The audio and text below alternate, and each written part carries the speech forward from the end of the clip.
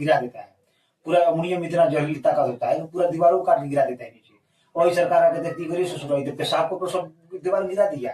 तो इसीलिए सरकार क्या कर रही है, अब जगह जगह टाइल्स लगवा रही है। जितना भी सार्वजनिक शौचालय है सब टाइल्स लगा रही है। अब मुक्ति रहो एकदम रातों भर पेशाब करते रहो, नहीं गिरेगा।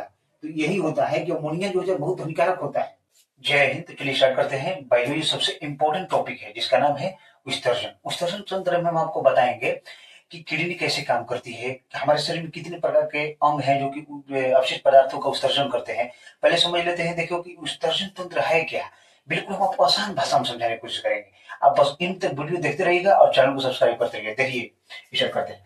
देखिए उत्सर्जन एक्सक्रिएशन इंग्लिश में होता है, इसका हिंदी होता है उत्सर्जन कहलाता है। देखिए यहीं पर एक्सक्रिएशन सिस्टम कर देगा तो उत्सर्जन तंत्र बन जाता है। तो पहले समझते हैं उत्सर्जन क्या है, इसकी परिभाषा को समझ लेते हैं। देखिए शरीर से बेकार और हानिकारक पदार्थों को बाहर निकालना ही उत्सर्जन कहलाता है।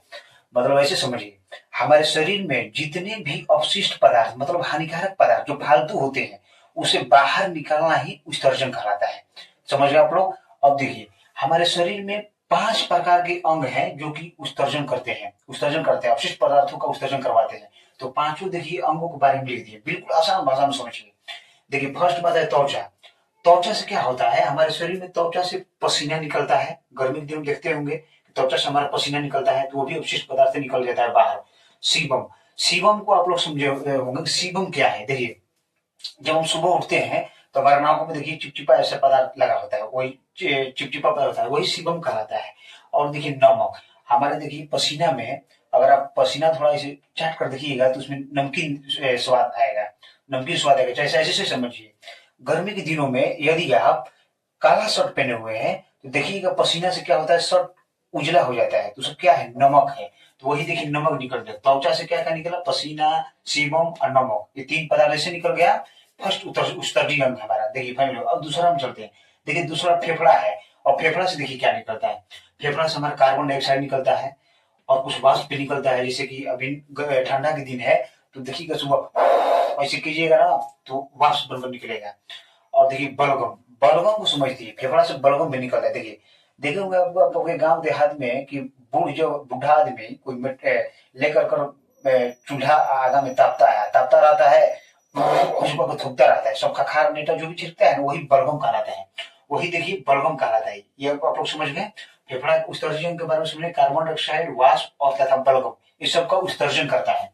अब तीसरा में देखिए आता है बड़ी आंत।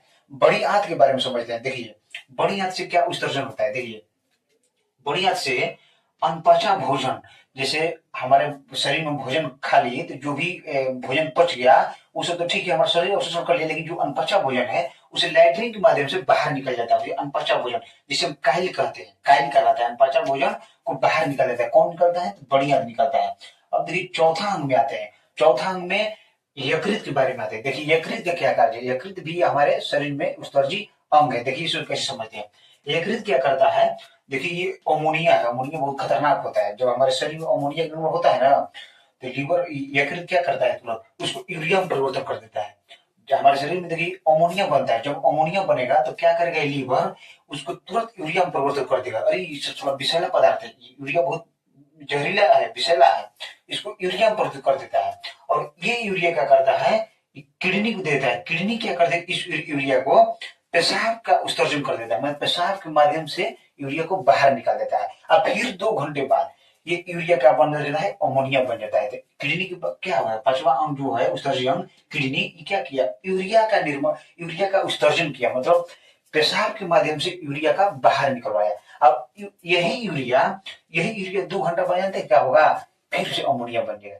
देखिए कभी कभी आप लोग पहले ऐसे समझिए, कहीं सरकारी रेलवे स्टेशन पर गए होंगे आप लोग, तो सरकारी दीवार जो होता है वहां बहुत आदमी आकर पेशाब करता है। इतना पेशाब कर देता है कि पूरा दीवार में गिर जाता है। देखिए कैसे गिरता है। सारे आदमी गए और वहां पर यूरिन पेशाब करने लगा। पेशाब करते करते 2 घंटा बाद क्या हुआ, जब भी हम पेशाब करते हैं तो 2 घंटे बाद में फिर से वो अमोनिया बन जाता है। यूरिया का उत्सर्जन होता है और तुरंत फिर 2 घंटे बाद अमोनिया बन जाता है। वो अमोनिया क्या करता है, धीरे धीरे दीवार को गिरा देता है। 6 महीना साल में पूरा दीवार में गिरा देता है। देखिएगा रेलवे स्टेशन या दीवारों पर जाइएगा, सरकारी शौचालय में भी इसलिए अब जगह जगह टाइल्स लगाया जा रहा है ताकि टाइल्स पर कोई प्रभाव नहीं पड़ेगा, कोई अमोनिया नहीं होगा, नहीं दीवार गिरेगा। नहीं तो इसे भी सरकारी रेलवे क्रॉसिंग भी जाइएगा, चाहे यहाँ पर रेलवे स्टेशन के बगल में दीवार रहता है वहां पर जाइएगा ना, पेशाब कर दीवारें गिरा देता है। क्योंकि क्या करता है हमारा, हम जब पेशाब करते हैं तो हमें यूरिया निकालते हैं, और वही यूरिया 2 घंटे बाद अमोनिया बन जाता है। तो अमोनिया बन जाएगा। देखिए अगर आप पेशाब 2 घंटे तो रुके हुए हैं तो जब पेशाब आप कीजिएगा तो बहुत ज्यादा बदबू देगा, और ताजा पेशाब उतना बदबू नहीं देगा जितना कि ज्यादा देर से आप रुके हुए वो पेशाब बदबू देता है। तो वही होता है। और ज्यादा पेशाब देखिए सरकारी रेलवे क्रॉसिंग के पास में देखते होंगे दीवार, उसमें ज्यादा लोग पेशाब कर देता है इतना कि पूरा दीवार ही गिर जाता है साल के बाद, क्योंकि यूरिया का उत्सर्जन कर रहा है और 2 घंटा बाद हमेशा अमोनिया बन जाता है। तो यहाँ पर आप लोग समझ गए कि देखिए उत्सर्जन हमारे शरीर में अवशिष्ट पदार्थों के उत्सर्जन के लिए 5 प्रकार के अंग हैं। ये 5 प्रकार उत्सर्जित अंग है। फर्स्ट में त्वचा क्या किया, पसीना, सीबम, नमक निकाला। फेफड़ा का क्या निकाला, कार्बन डाइऑक्साइड, वाष्प निकाला, बलगम निकाला, ये सब निकाला। बढ़िया क्या किया था, अनपचा भोजन को निकाला। और यकृत क्या किया, जो अमोनिया हमारे लीवर शरीर में बन रहा था उस अमोनिया क्या किया, यूरिया में परिवर्तन कर दिया। यह समझ रहे। और देखिए ये यूरिया ब्रिक मतलब किडनी की देखिए हिंदी होता है ब्रिक, तो ब्रिक क्या किया, यूरिया को पेशाब के माध्यम से बाहर निकाल दिया। तो ये आप लोग समझ गए। और फिर इसी टॉपिक में अन्य पार्ट के बारे में बता रहे हैं, तो इसका स्क्रीनशॉट आप लोग ले लीजिए। तो समझते हैं किडनी के बारे में समझ लेते हैं। उसमें देखिए 5 जो भाग, हम शरीर के 5 भाग बताए हैं, जो कि हमारे शरीर के उत्सर्जित अंग कितने थे, 5 थे। 5 में से सबसे मुख्य सबसे मेन किडनी है। तो किडनी के बारे में आपको हम बता देते हैं। देखिए ये जो सेम के आकार का दिखाई दे रहा है इसे किडनी कहते हैं, और इसके ऊपर जस्ट झिल्ली जो दिखाई दे रही है इसे अधिवृक्क कहते हैं। देखिए सेम का आकार किडनी है, इसे क्या कहते हैं, तो किडनी कहते हैं। सेम के आकार वाले चित्र को किडनी, और ऊपरी वाली भाग को क्या कहलाता है, तो ये अधिवृक्क कहलाता है। देखिए ये किडनी से 2 नसें निकली होती है। देखिए हमारी किडनी यहाँ पर होती है, तो किडनी के 2 नस निकली होती है, किडनी से 2 नस निकली होती है। तो नस को क्या कहता है, मूत्रवाहिनी कहलाता है, अधिवाहिनी नहीं। ये अधिवृक्क के ऊपर वाली झिल्ली कहा गया। ये देखिए बीन का जो सेम का आकार है ये किडनी कहा गया। और ये नसें जो निकाल कर दिखा रही है, हमारी किडनी से 2 नसें निकलती है, उसे क्या कहते हैं, मूत्रवाहिनी। वो मूत्रवाहिनी कहलाता है। ये किडनी से जो नस निकाल कर दिखाई दे रहा है ये मूत्रवाहिनी कहलाता है। इसे आप लोग भूलिएगा, ध्यान रखिएगा। और देखिए यहाँ पर ब्लाडर कहलाता है, ये ब्लाडर है। ब्लाडर मतलब क्या, जाएंगे ये देखिए मूत्रवाहिनी से जब ये नसें आती है तो यहाँ पर इकट्ठा होता है पेशाब का थैला। पेशाब का थैला यहाँ होता है, उधर थोड़े नीचे यहीं पर होता है पेशाब का थैला। इसमें पेशाब इकट्ठा होने लगता है, ये ब्लडर मूत्राशय कहलाता है। और यहाँ से देखिए जो दिखाई दे रहा है ये जो नस है ये कहलाती है मूत्र मार्ग कहलाता है, मतलब यूरेथ्रा। यूरेथ्रा कहलाता है। यूरेथ्रा मतलब मूत्र मार्ग, जहाँ से मूत्र निकलता है बाहर। यहाँ समझ गए। अब देखिए किडनी की ये बाहरी भाग था, अब थोड़ा आंतरिक भाग को समझ लेते हैं क्या बताता है। देखिए किडनी की देखिए बाहरी भाग क्या कहलाता है, कार्टेक्स कहलाता है। किडनी के बाहरी भाग को कार्टेक्स कहा जाता है, और बीच वाले भाग को मेंडुला कहा जाता है। किडनी के बाहरी भाग को कार्टेक्स कहा जाता है, और बीच वाला भाग को मेंडुला कहा जाता है। और देखिए यहाँ से जो नसें निकली हुई है इसे रीनल हाइलम कहलाता है। जो यहाँ से नसें निकली हुई है वो रीनल हाइलम कहलाता है। रीनल हाइलम क्या करता है, यूरिया का निर्माण करता है। सबसे ज्यादा यूरिया का निर्माण रीनल हाइलम करता है। ये हर एग्जाम में पूछा था, क्वेश्चन पूछता है कि रीनल हाइलम किसका निर्माण करता है, तो यूरिया का निर्माण करता है। बहुत सारा का पढ़ा देता है। देखिए कितना अंदर डीप में हमको पढ़ा रहे हैं, तो आपको ध्यान देगी इसका। इन नसें जो रीनल हाइलम जो होता है यूरिया का निर्माण करता है, इसे भूलिएगा मत, ध्यान रखिएगा। अब देखिए वहां समझ गई। अब देखिए किडनी के मुख्य कार्य पाते हैं, किडनी के मेन कार्य के बारे में बताते हैं, क्या क्या कार्य है इसका। देखिए किडनी इंग्लिश हो गया, इसका हिंदी होता है ब्रिक यानी गुर्दा। मतलब किडनी को गुर्दा कहिए या ब्रिक कहिए, दोनों इसका हिंदी होता है, ये इंग्लिश किडनी होता है। अब देखिए इसका मुख्य कार्य क्या है, किडनी का मुख्य कार्य क्या है, हमारे शरीर में से जितने भी अवशिष्ट हानिकारक पदार्थ है सब बाहर निकालना, किडनी का यही कार्य है। ये रक्त को छानता है। ये क्या करता है, हमारे शरीर के जितने भी रक्त है हमारे शरीर में, करीब 5 से 5.5 लीटर हमारे शरीर में खून होता है। तो ये क्या करता है, सभी खून को छानता है। कौन, किडनी। ये नहीं कि पैदू करता है, किडनी क्या करता है, केवल रक्त को छानने का काम करता है, रक्त को शुद्ध नहीं करता है। रक्त को शुद्ध कौन करता है, फेफड़ा करता है। देखिए रक्त को छानता है किडनी, और शुद्धिकरण रक्त को कौन करता है, फेफड़ा करता है। बहुत सारे लोग कंफ्यूज हो जाते हैं, तो कंफ्यूज मत होइएगा। देखिए रक्त को शुद्ध करता है फेफड़ा, और रक्त को छानता कौन है, तो किडनी। यहाँ पर समझ आप लोग। ये पेशाब का निर्माण भी करता है, किडनी क्या करता है, पेशाब का निर्माण करता है। अगर देखिए कोई व्यक्ति की किडनी खराब हो जाता है तो एक भी किडनी पर काम कर सकता है। भले कोई भारी काम नहीं कर सकता है, लेकिन एक ही किडनी पर जीवित रह सकता है। देखिए, जहर को भी बाहर निकालता है। अगर यदि कोई व्यक्ति जहर खा लिया है तो ये क्या करता है, किडनी किडनी जहर को बाहर निकालता है, मूत्र मार्ग से बाहर निकालता है। किडनी बाहर निकलने का कार्य करता है। अब बहुत सारे लोग को तो जानते हैं क्या होता है, अगर किसी व्यक्ति को जहर देकर मार दिया गया हो तो उसकी जांच कैसे की जाती है कि भाई जहर खाया है, तो बहुत सारे लोग को मार देता है किडनी से की दी है। साला ससुरा तुम लोग इसमें गबड़ा जाता है। देखिए, जब भी कोई व्यक्ति को जहर देकर मार दिया गया हो तो उसको किडनी की जांच नहीं की थी, उसे यकृत से पता चलता है, लीवर यानी लीवर से पता लगाया जाता है कि इस व्यक्ति को जहर देकर मारा गया है। तो लीवर से पता चलता है। ये लोग आप लोग ध्यान दीजिएगा, जब भी पोस्टमार्टम होता है तो लीवर से ही होता है और किसी चीज से नहीं होता है। किडनी क्या करता है, किडनी तो थोड़ा मोड़ा जहर होगा तो उसको बाहर निकाल देता है, वो निकाल देता है। लेकिन लीवर क्या करता है, लीवर से ही, लीवर यानी यकृत ही क्या करता है, जहर को सूचना देता है कि देखिए इस आदमी की मृत्यु जहर खाने से हुई है। तो लीवर से ही पता चलता है, जांच की जाती है। देखिए, इसकी संख्या 2 होती है। इसकी संख्या, किडनी की संख्या 2 होती है, 2 होती है। और इसका भार जो होता है किडनी का, किडनी की संख्या 2 होती है, इसका भार होता है 150 ग्राम तक होता है। और 150 ग्राम कोई लिमिट नहीं होता है। देखिए, अगर कोई हड्डा कटा जवान मोटा तगड़ा है ना, तो उसमें किडनी क्या होता है 10 ग्राम ज्यादा होता है, 160 ग्राम तक हो जाती है। और इसे नॉर्मल इंसान में 150 ग्राम तक किडनी होती है। इसका वजन, किडनी का वजन 150 ग्राम तक होती है। तो यहाँ पर समझ गए झिल्ली। किडनी के बाहरी झिल्ली को क्या कहा जाता है, प्रोटियम कहा जाता है। देखिए, किडनी के बाहरी झिल्ली को पेरिटोनियम कहा जाता है। किडनी के बाहरी झिल्ली को पेरिटोनियम कहा जाता है। किडनी के बाहरी झिल्ली को पेरिटोनियम कहा जाता है। बाहरी भाग को कार्टेक्स कहा जाता है और इसकी इकाई नेफ्रॉन होती है।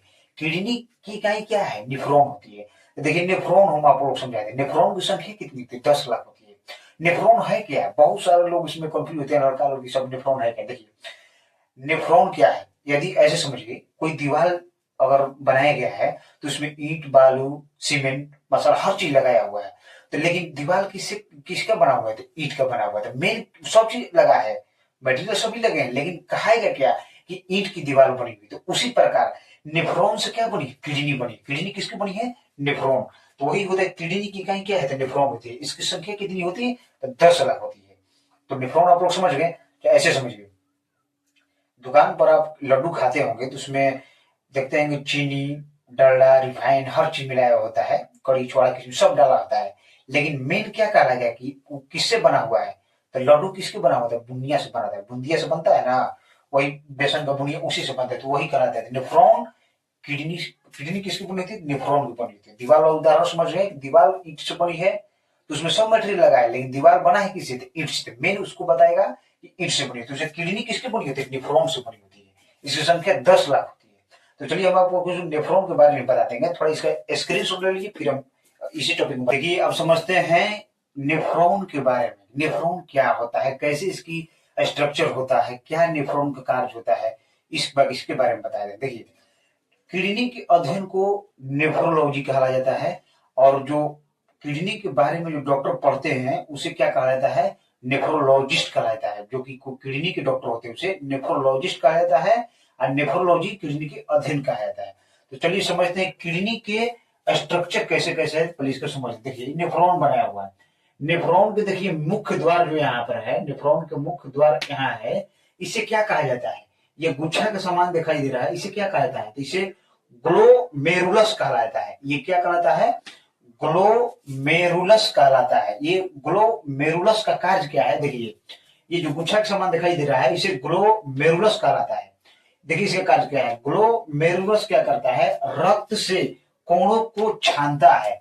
ये ग्लोमेरुलस जो होता है ये हमारे रक्त, जो शरीर में जितने भी खून है इसमें से जितने कण है उसको छानता है ये, और शुद्ध रक्त को वापस भेज देता है।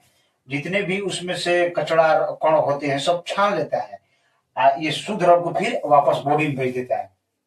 लेकिन ये ग्लोमेरुलस जो है इस सला ससुरा बहुत बड़ा बेवकूफ भी है।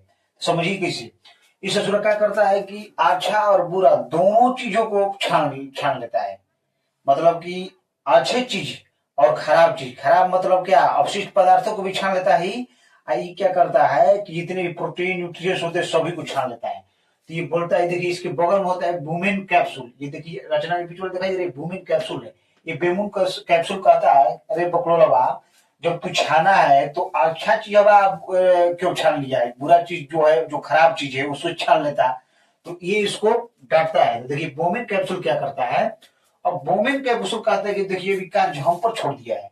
तो वुमेन कैप्सूल कहता है ससुराई तो पागल है क्या, हम ठीक नहीं किया है, रुकिए हम करते हैं। देखिए वुमेन कैप्सूल क्या करता है, आवश्यक पदार्थों का पुनः अवशोषण करता है। मतलब वुमेन कैप्सूल क्या करता है, ये रीऑब्जर्वेशन करता है, मतलब पुनः अवशोषण करता है, फिर से रक्त को छानता है, पुनः पुनः रक्त को छानता है। इसमें ये क्या करता है, ये अच्छा चीजों को लेकर अपने पास रख लेता है, और जो खराब चीज बचा है, खराब पदार्थ बचे रक्त में, उसे बाहर हटा देता है कि तुम लोग जाओ यहाँ से, खराब है। देखिए ये वुमेन कैप्सूल क्या करता है, आवश्यक पदार्थों का पुनः अवशोषण कर लेता है और यूरिया को अलग कर देता है। जैसे कि अच्छी चीज अपने पास रख लेता है, प्रोटीन न्यूट्रिएंट्स जो भी हो, और यूरिया को क्या कर देता है, अलग कर देता है। किससे, डायलिसिस विधि से। डायलिसिस विधि से क्या करता है, यूरिया को अलग कर देता है।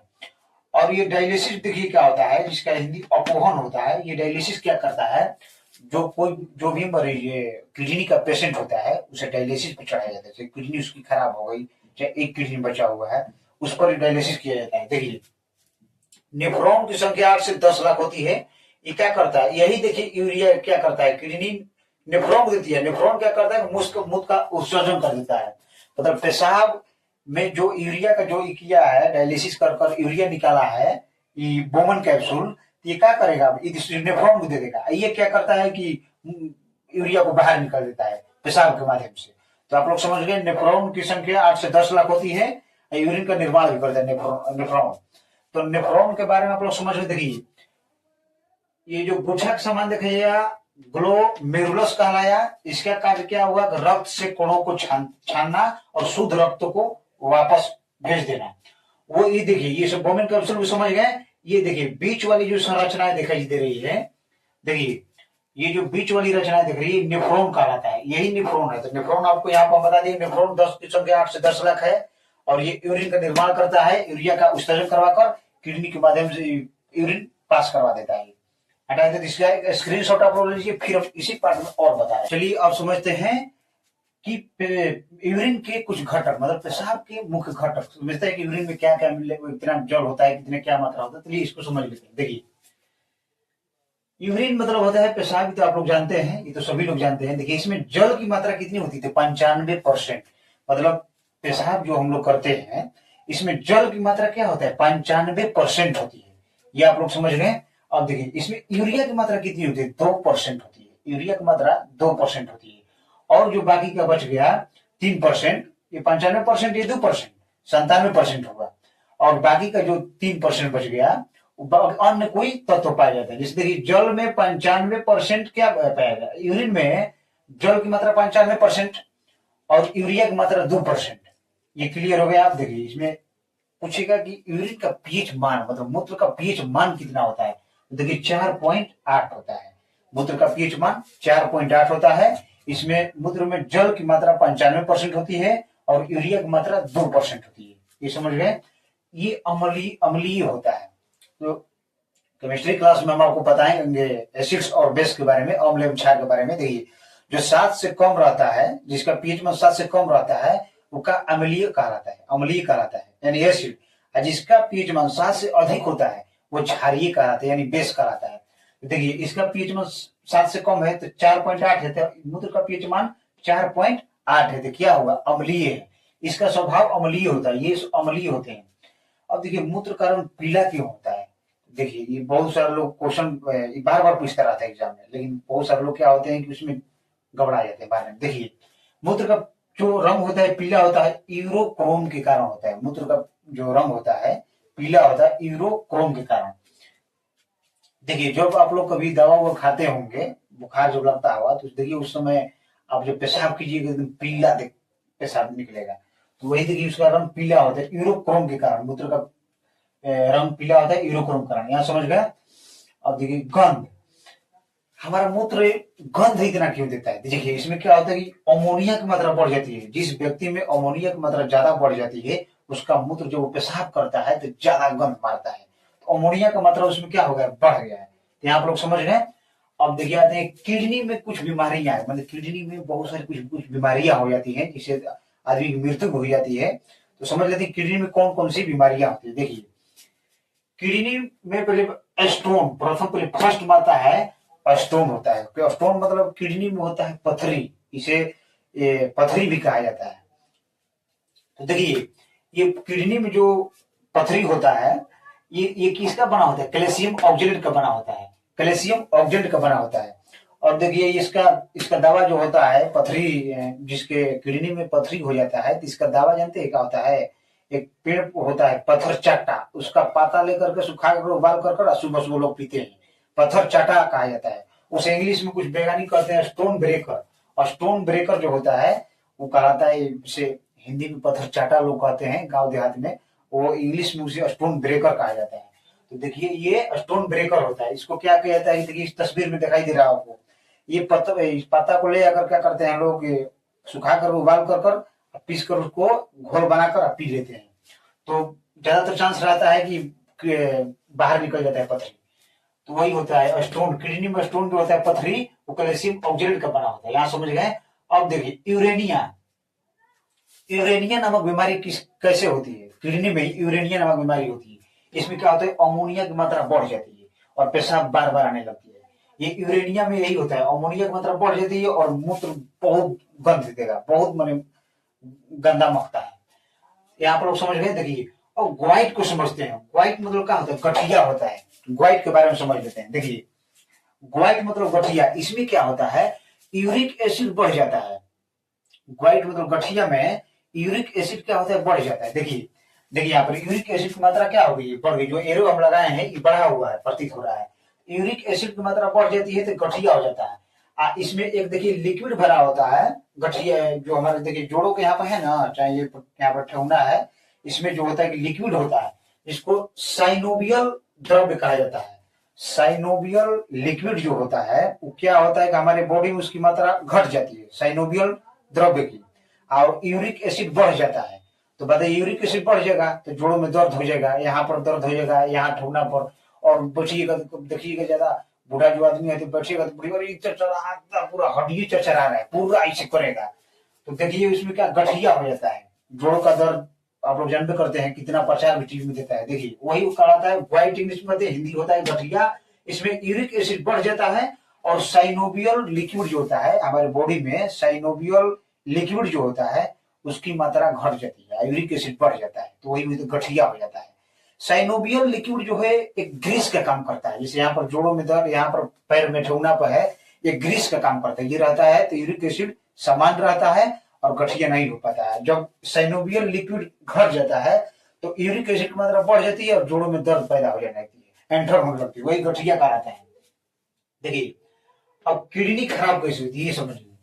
जब किडनी खराब हो जाती है तो उसको क्या किया जाता है कि डायलिसिस पे लिया जाता है। अगर डायलिसिस पर व्यक्ति नहीं ठीक हो रहा है तो उसे क्या किया जाता है, उसे किडनी ट्रांसप्लांट भी किया जाता है। अगर दोनों किडनी खराब हो जाती है व्यक्ति खत्म, उसका खेला वो नहीं बच पाएगा। लेकिन अगर एक किडनी भी है उसका ना अस्वस्थ है तो जी जाएगा, मरेगा नहीं, हमेशा जी जाएगा। देखिए प्रेमानंद जी महाराज का दोनों किडनी नहीं है और वैसे ही चल रहे हैं। अब बताइए प्रभु की सब लीला है।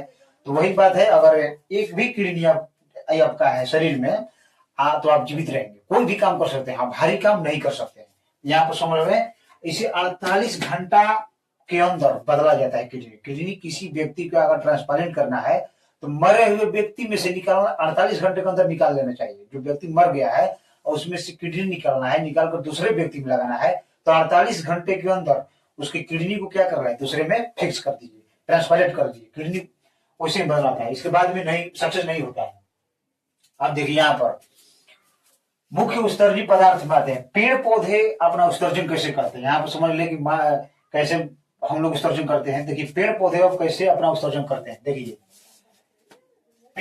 पेड़ में लाशा गोंद जो होता है, पेड़ में जो लाशा गोंद होता है, देखिए कहीं अगर पेड़ पर जाइएगा लेकर कुछ घास चटांगा ऐसे मारिएगा ना तो उसमें से लाशा टाइप निकलेगा, सुबह देखिएगा तो वही क्या होता है, गोंद उत्सर्जन अंग कहलाता है। वही पेड़ या लाशा, पेड़ में लाशा या गोंद से उत्सर्जन अंग यही माना जाता है। यूरियोटेलिक किसे कहते हैं? यूरियोटेलिक में क्या आते हैं? मानव, मनुष्य एवं पशु आते हैं। ये दोनों आते हैं यूरियोटेलिक, जो यूरिया का उत्सर्जन करते हैं। जैसे हम लोग यूरिया का उत्सर्जन करते हैं, यूरिया का उत्सर्जन करते हैं तो हम लोग किस में आ गए? यूरियोटेलिक में आ गए। हम यूरिया का उत्सर्जन करते हैं। यूरिकोटेलिक में यूरिकोटेलिक में क्या आ गया? तो इसमें देखिए पक्षी आ गया और सरीसृप आ गया। देखिए इसमें पक्षी और सरीसृप आ गया। इसमें क्या होता है? ये यूरिक अम्ल छोड़ते हैं। हम लोग तो यूरिया का उत्सर्जन करते हैं, और जो पक्षी और सरीसृप है वो क्या करता है? यूरिक एसिड का उत्सर्जन करता है, मतलब यूरिक अम्ल का उत्सर्जन करता है। ये पक्षी और सरीसृप, जो सरीसृप में रेंग कर जो चलते हैं, जैसे गिरगिट, ये सब छिपली सब कर सरीसृप में आ गया, सांप, ये सब क्या होता है? यूरिक अम्ल छोड़ता है। और देखिए अमोनोटेलिक किसे कहता है? जो जीव अमोनिया का उत्सर्जन करते हैं उसे अमोनोटेलिक कहा जाता है। अमोनोटेलिक मतलब जो जीव अमोनिया का उत्सर्जन करते हैं, जैसे मछली आ गया, मेढक आ गया, ये सब क्या करते हैं? अमोनिया का उत्सर्जन करते हैं। ये पानी में रहने वाले इसलिए अमोनिया का उत्सर्जन करते हैं। देखिए अमोनिया का उत्सर्जन करते हैं और मोनोटेलिक कहा जाता है इसे। मछली हो गया, कीट हो गया, ये सब, मेढक भी आता है इसमें, अमोनिया का उत्सर्जन करता है, पानी में रहने वाले। अब देखिए ग्वानोटेलिक किसे कहा जाता है? तो ग्वानोटेलिक में क्या आता है? ग्वानिन का उत्सर्जन करते हैं। इसका देखिए नाम है ग्वानिनोटेलिक। ये क्या करते हैं? ग्वानिनो का उत्सर्जन करते हैं। मतलब क्या? मकड़ी और तितली, देखिए ना, जाल जो बुनती है मकड़ी होती है, मकड़ी और तितली ग्वानोटेलिक का उत्सर्जन करती है अपने शरीर से। तो आप लोग समझ गए कि फिर से एक बार रिपीट करते हैं। देखिए यूरिन में जल की मात्रा 95% पाई जाती है, यूरिया की मात्रा 2% पाई जाती है, मूत्र का पीएच मान 4.8 होता है और ये अम्लीय होता है। इसका मूत्र का पीला रंग होता है यूरोक्रोम के कारण, और मूत्र गंध देता है किसी के कारण? अमोनिया की मात्रा ज्यादा हो जाता है तो मूत्र गंध देने लगता है। या आप लोग किडनी की बीमारी कुछ रिपीट कर देते। देखिए स्टोन, किडनी में स्टोन जो पथरी होता है वो किसका बना होता है? कैल्शियम ऑक्सलेट का बना होता है। इस किडनी के जिसमें पत्थर होता है तो पत्थर चाटा नामक एक पेड़ होता है, उसके पत्ता तोड़कर लाते आदमी, घोल बनाकर पीते हैं, उसे इंग्लिश में स्टोन ब्रेकर कहा जाता है। स्टोन ब्रेकर मतलब पत्थर चाटा कहलाता है। और देखिए यूरेनिया नामक जो रोग होता है, इसमें क्या होता है? अमोनिया की मात्रा बढ़ जाता है। यूरेनिया नामक जो रोग होता है किडनी में, अमोनिया की मात्रा इसमें बढ़ जाता है। अब ग्वाइट मतलब गठिया, गठिया में क्या होता है कि यूरिक एसिड बढ़ जाता है। साइनोवियल लिक्विड जो होता है कम हो जाता है हमारी बॉडी से, और यूरिक एसिड बढ़ जाता है, इसमें गठिया हो जाता है। और देखिए किडनी जो खराब होता है तो उसे 48 घंटे, मरे हुए व्यक्ति में, कोई अगर मरा हुआ व्यक्ति है तो उसके शरीर में से किडनी दूसरे में ट्रांसप्लांट करना है तो 48 घंटे के अंदर उसमें से किडनी निकालकर दूसरे में फिक्स कर दिए, बैठा दिया जाता है। नहीं तो इसके बाद अगर करिएगा तो नहीं सक्सेसफुल होगा। यार समझ गए? और पेड़ पौधे मुख्य उत्सर्जन समझ गए कि पेड़ का उत्सर्जन होता है, लाशा गोंद जो निकलता है वही उत्सर्जन माने जाते हैं। यूरियोटेलिक कहलाता है, जैसे मनुष्य में आ गए, पशु आ गया, यूरिया का उत्सर्जन करते हैं। यूरिकोटेलिक में आ गए यूरिक अम्ल, जो यूरिक अम्ल निकालते हैं, जैसे पक्षी आ गए, सरीसृप आ गया, ये सब। और अमोनोटेलिक में आता है कि अमोनिया का उत्सर्जन करते हैं जीव, जैसे अमोनिया का उत्सर्जन में मछली, कीट, ये सब बताए हैं। और ग्वाइनोटेलिक में क्या होता है? ये ग्वानिन का उत्सर्जन होता है। ये मकड़ी और तितली ग्वानिन का उत्सर्जन करती है, मकड़ी और तितली। और देखिए जो पक्षी होता है, पक्षी उसमें मूत्र मार्ग नहीं होता, वो पेशाब कर भी नहीं करता है, जिससे सीधा लैट्रिन करता है, तो उसी में से उसका पानी और निकल जाता है सब, लैट्रिन में पेशाब लैट्रिन दोनों हो जाता है।